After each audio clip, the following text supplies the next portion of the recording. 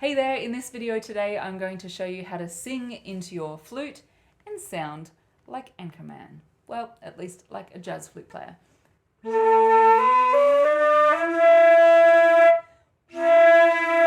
It's a pretty bizarre sound. It almost sounds electronic, but it's not. I'll show you the two different ways of singing into your flute. One is where you sing the same note as what you're playing, and the other one is where you sing a different note, and they sound totally different, but they both sound weird. Before we get started, my name is Jane and I live in Sydney in Australia. I'm a flute teacher and a flute player, and I love teaching flute technique. The reason I love teaching flute technique is because it's this proper playing technique that gets you so much faster progress than you would from just practicing for hours. An example of that proper technique is getting a good tone on the flute, instantly improving your tone. I'll tell you more about that at the end of this video. So singing into the flute, like I just demonstrated, can be used in jazz flute, like in the Anchorman jazz flute scene. It can be used in rock flute, like in the band Jethro Tull.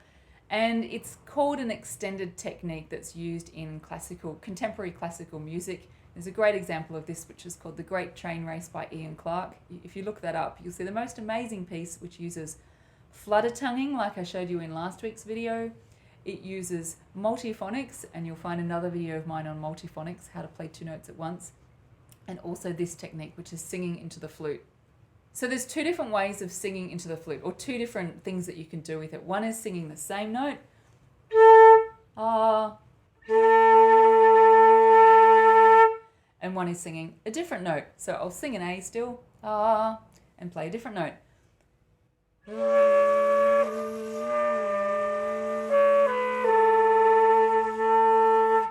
The easiest way to start doing this is to just do exactly what I did. So sing the note first, la, and then play it. My favorite is when you sing the same note. It's because it like adds to the resonance of the note that you're playing, and it gives this kind of weird vibration to the sound.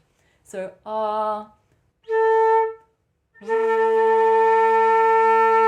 and then if you move around, you get a real interesting sound like that.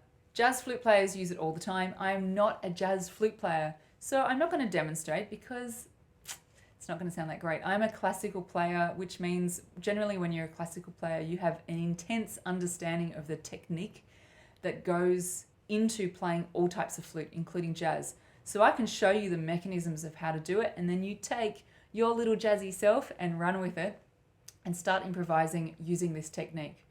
If you find that you can't actually get a clear sound when you're playing, if you're still struggling to get a good clear sound, come and do the free mini course at www.flute.school/free. You can register there, and I'll show you over 3 days how to instantly improve your tone on the flute. So I'll see you there, or I'll see you next week for another mini lesson like this one, or I might even see you in both places.